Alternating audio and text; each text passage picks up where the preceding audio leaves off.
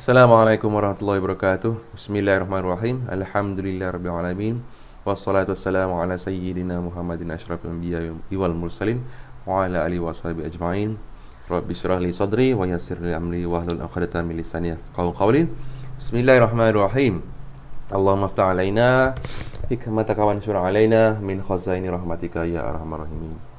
Baik pelajar sekian, hari ini kita masuk dua kali iaitu pendidikan ibadat, sebab pada minggu yang lalu saya tinggalkan kerana untuk fokus pada pendidikan ujian amali. Kita nak lihat pendidikan ibadat pada tajuk perkara yang membatalkan solat. Di sini kita akan lihat beberapa perkara, pergerakan, percakapan. Bermula tadi iaitu bercakap, kemudian pergerakan, kemudian hadas dan najis, kemudian aurat, niat dan juga kiblat, kemudian makan, ketawa, murtad dan perkara yang lain-lain. Kemudian setelah tu kita akan masuk pada tajuk bab solat, kita masuk pada tajuk sujud sahwi. Kita lihat pada pendidikan ibadat perkara yang membatalkan solat, iaitu mengenai bab berkata-kata. Perkara yang membatalkan solat ialah selepas 11 perkara. 11 bercakap, sebenarnya banyak lagi tu, 11 tu dirangkumkan semua. Bercakap dengan sengaja, seorang yang bercakap dengan sengaja serta mengetahui dirinya sedang bersolat dan menyedari bahawa bercakap ketika solat itu haram, walaupun dengan beberapa huruf yang tidak memberi faham, atau satu huruf yang memberi faham dan satu huruf dipanjangkan sebutannya kerana dihukum sebagai dua huruf adalah membatalkan solat. Dia tak kisahlah huruf berapa banyak huruf, iaitu sebutan itu gitu saja pun dia sudah membatalkan solat, kerana dia sedar dia sedang bercakap solat dan sedar bahawa perbuatan itu haram. Haram ni dalam solat ni maknanya tak boleh buat, iaitu haram membatalkan solat sengaja-sengaja. Dah Allahu Akbar, kita tak boleh batalkan solat kita, teruskan saja. Perkara yang membatalkan solat juga itu tentang berkata-kata. Begitu juga seorang yang berdehem atau menangis atau mengerang atau berhembus dengan mulut atau hidung, berdehem, batuk atau bersin sekiranya nyata dua huruf atau satu huruf yang dapat difahami. Ni dengan sengaja ni. Jika berlaku keadaan itu secara terpaksa, ni bab lain. Dan sedikit pada hurufnya. Huruf ni kebiasaan, walaupun nyata daripadanya dua huruf setiap kali dilakukan adalah dimaafkan. Ini diceritakan bahawa kita semayang, kita pun ada tak sedap tekak, mungkin tak kenapa, kemudian kita gitu, maka solat itu dimaafkan. Tapi walau bagaimanapun, jangan main-main. Tetapi tidak dimaafkan jika keadaan itu dianggap banyak kali pada huruf, banyak kali, dan nyata daripadanya dua huruf atau satu huruf yang dapat difaham, kecuali keadaan itu merupakan penyakit yang sentiasa menimpanya sekira tidak sunyi daripadanya masa yang sempat solat padanya, maka tidaklah batal solatnya. Apa benda ni? Berdehem kalau sengaja itu batal. Berdehem kalau terpaksa itu tidak batal. Kalau dari segi kebiasaannya dia adalah tidak banyak. Kalau kebiasaannya tu banyak kali, maka batallah solat. Ya, baik, ini dari segi perkataan. Kita sambung lagi pada seterusnya. Yang kata, jika seorang itu bercakap dengan tidak sengaja ketika sedang bersolat, seperti terlanjur lidah, atau dia tidak mengetahui bahawa dia bercakap, itu haram. Atau dia tidak menyedari dirinya sedang solat, yang dikhayal, dan percakapan itu pada hurufnya sedikit, iaitu 6 kalimah, 6 ayat ni, kalimah ni ayat, atau kurang, tidaklah membatalkan solat. Jika perkataan itu banyak pada huruf, iaitu melebihi 6 patah kalimah, 6 patah perkataan, batallah solat. Ini berangan dalam solat, kemudian tiba-tiba dia bercakap, maka dia kira terlanjur, maka dia kiranya kurang daripada 6 perkataan, tidaklah batal solat itu, ya. Kemudian melakukan pergerakan. Tadi bab perkataan ni, melakukan perbuatan yang berturut-turut dan banyak. 1. Melangkah 3 langkah yang berturut-turut pada huruf kebiasaan, sama ada dengan sengaja atau tersalah langkah, batallah solat. Jika pergerakan itu sedikit dan tidak diniatkan untuk bermain-main, tidaklah batal solat. Ini nak bergerak dalam solat boleh tak hukumnya? Jawapannya boleh. Contohnya ada najis di depan tempat sujud tu. Takkanlah kita nak sujud juga dengan najis tersebut. Kita galihkan diri kita ke kiri atau ke kanan, tapi dengan tidak berturut-turut sebanyak 3 kali. Kebiasaan kalau nampak banyak tu batal lah solat tersebut. Kemudian perbuatan yang dimaksudkan dengan pergerakan yang banyak itu ialah sama ada menggunakan satu anggota saja atau lebih, seperti menggerakkan kepala dan dua tangan, satu lompatan yang kasar atau menggerakkan seluruh anggota badan, atau sebahagian dikira pergerakan yang banyak. Sekali arung, kepala gerak, tangan gerak, kaki kanan gerak, kaki kiri gerak, maka itu batal lah. Pergerakan yang banyak membatalkan solat ini ialah pada anggota berat saja. Berat ni yang besar-besar, tangan, kaki, kepala. Kalau yang anggota yang ringan seperti anak-anak jari atau lidah atau kelopak mata atau bibir, mulut atau zakar, walaupun banyak pergerakan dan berturut-turut, tidaklah membatalkan solat kerana pergerakan anggota itu dianggap sedikit. Ini kalau jari yang kecil-kecil tu bergerak banyak macam mana pun tidak batal, tetapi solat itu Allah Ta'ala tidaklah pandang solat kita. Kita goyang-goyang jari, itu pun tidak. Ni menggoyang-goyangkan telinga, kenapa? Kerana nak main-main. Walaupun tak batal, tapi sebenarnya boleh merosakkan solat tersebut. Menggoyang-goyangkan mata, tapi kalau ada masalah, menggoyang-goyangkan mata pun tak batal, tak ada masalah pun tak batal. Baik. Yang batal pergerakan anggota badan yang berat sebanyak 3 kali. Sama ada sekali harung, iaitu kaki kanan, kaki kiri. Dia tak boleh dua-dua kaki gerak kan. Kaki kanan, tangan kiri, kepala. Itu dikira batal. Ataupun kaki kanan lepas tu kaki kiri, ataupun lepas tu kaki kanan balik semula. Yang ketiga, pergerakan yang banyak adalah dimaafkan kepada orang yang menunaikan solat dalam keadaan syiddatul khauf. Ini dalam keadaan darurat, terlalu takut, seperti dalam peperangan atau solat sunat semasa musafir, ketika berjalan kaki atau di atas binatang kenderaan. Ini ceritanya kalau dalam kereta pun kita solat, atau dalam kapal terbang pun kita solat, hukumnya pergerakan itu yang ke sana kemari itu tidak mengapa, dimaafkan kerana dalam keadaan syiddatul khauf. Jadi pernah tak sembahyang dalam syiddatul khauf? Saya pernah buat ketika dalam kenderaan. Kenapa? Kerana tak boleh keluar kereta. Masa tu jalan jam. Takkan tak sembahyang kan? Sembahyang jugalah dekat dalam kereta. Menghadap kiblat sekejap, kemudian bacalah surah, kemudian bacalah iftitah sampailah tahiyat akhir. Itu namanya syiddatul khauf. Ataupun dikejar harimau terpaksa panjat pokok, kemudian bertayamum di atas pokok, semayanglah di atas pokok. Baik, itu sama lagi. Ini tentang perbuatan yang membatalkan solat. Kemudian ni cerita bab hadas dan najis yang membatalkan solat. Berhadas kecil atau besar semata solat. Batal seorang yang berhadas besar atau kecil, walaupun dia adalah orang yang tidak dapat air dan tanah.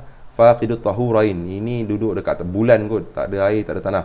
Atau orang yang sentiasa berhadas dalam hadas seperti selesai, minta maaf apa benda ni, seperti ini tak boleh baca ni, al-baul, kencing yang tidak lotus, yang mana ia berhadas selain daripada hadas. Ceritanya orang yang sentiasa berhadas ini adalah orang yang batal. Sebenarnya dia ada caranya untuk solat dalam keadaan sentiasa hadas ni.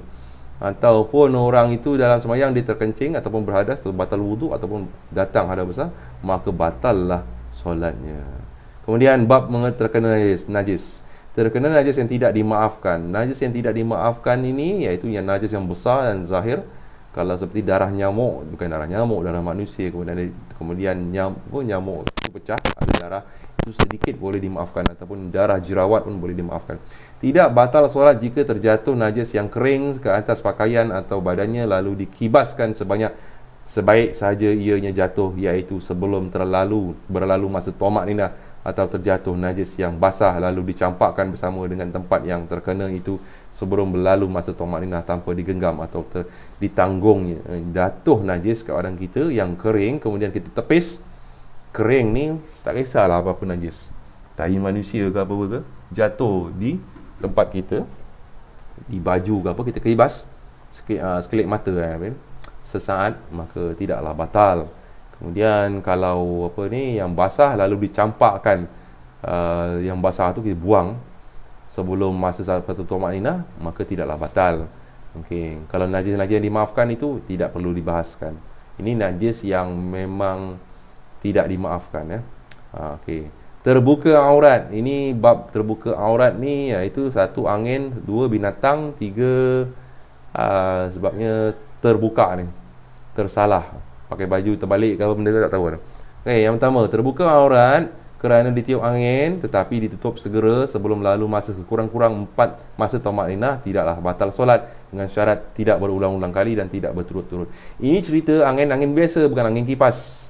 Ya. Angin tiup lalu terbuka aurat, kita tutup cepat-cepat, tidaklah batal. Tapi kalau angin kipas, angin itu kita buat, maka dia kira automatik batal. Yang keba, jika berlaku secara berulang kali dan berturut-turut yang memerlukan pergerakan yang banyak untuk menutup, batallah solat. Jika dia buka dengan sengaja atau oleh binatang seperti kera atau kanak-kanak yang belum membaik, solat itu batal walaupun ditutup dengan segera. Yang dibuka tu sesuatu benda lain daripada angin, monyet, binatang, budak-budak ditarik, terbuka aurat, terbatallah solatnya. Jika tersalah membuka aurat dan lambat ditutup, batallah solatnya. Ini bab kita sendiri, iaitu terbuka aurat, maka kita lambat tutup, batallah solat kita kan. Sambung seterusnya, yang ke-32, iaitu bab mengenai niat, mengubah niat, iaitu niat untuk keluar dari solat atau taraddud ni murtad. Taraddud, berbelah bagi padanya atau menggantungkan niat bagi menghentikan solat dengan sesuatu ta'liq yang berkaitan. Dia ni dalam hati dia ada ta'liq. Ta'liq ni macam dia bercakap-cakap. Batal seseorang yang mengubah niat solat yang ia sedang lakukan kepada solat yang lain sedangkan ia mengetahui tentang larangan tersebut, kecuali mengubah orang yang solat fardu secara perseorangan kepada sunat mutlak dengan memberi salam kepada 2 rakaat supaya dapat mengerjakan solat berjemaah yang dituntuti, maka tidaklah batal solatnya. Malah ia disunatkan jika luas waktunya, jika sempit waktunya sekiranya. Jikalau ia mengubahkan nescaya dia tidak dapat solat dengan sempurnanya, dalam waktunya haramlah mengubahnya. Benda ni panjang sangat ni. Ceritanya kalau dia ubah niat, maka batallah solatnya. Contohnya kita semayang, teringat pula hujan pun turun. Dalam hati kita pun berkata-kata, baju aku tak angkat lagi ni, habislah aku habis.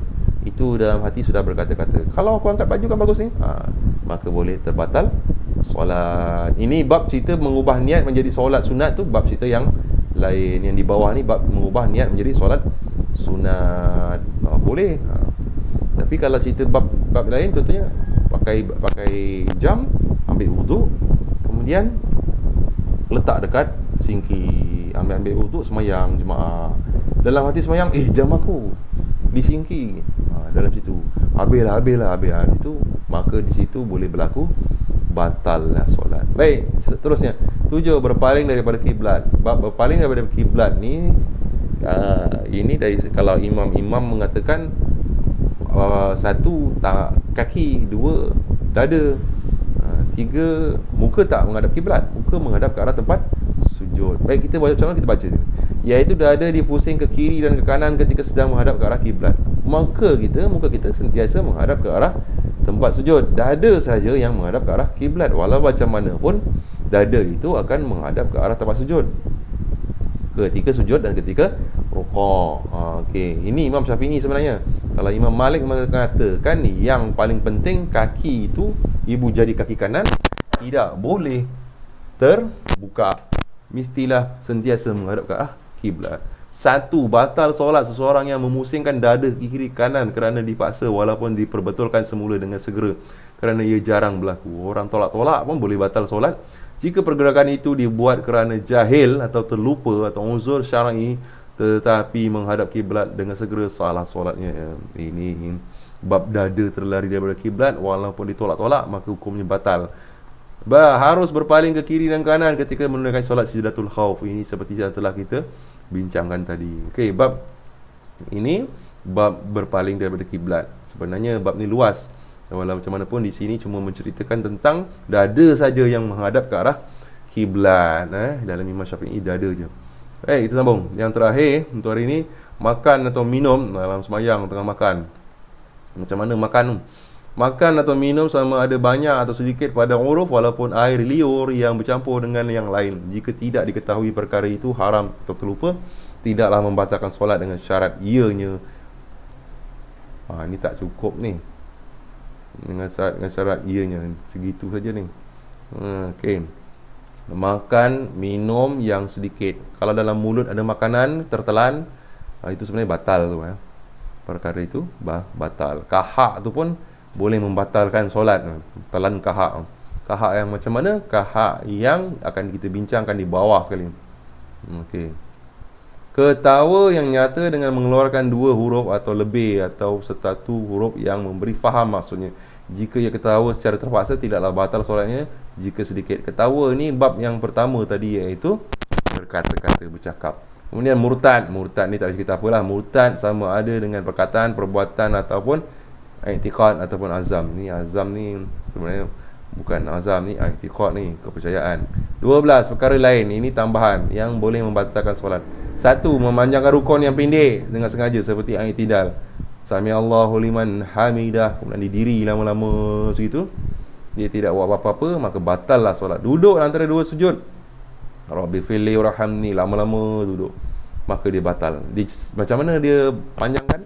Iaitu menyamakan rukun yang pendek dengan rukun yang panjang. Kalau rukuk itu kita boleh panjang dengan membaca sebanyak 3 kali, 5 kali, 7 kali, 11 kali Subhana rabbiyal azim.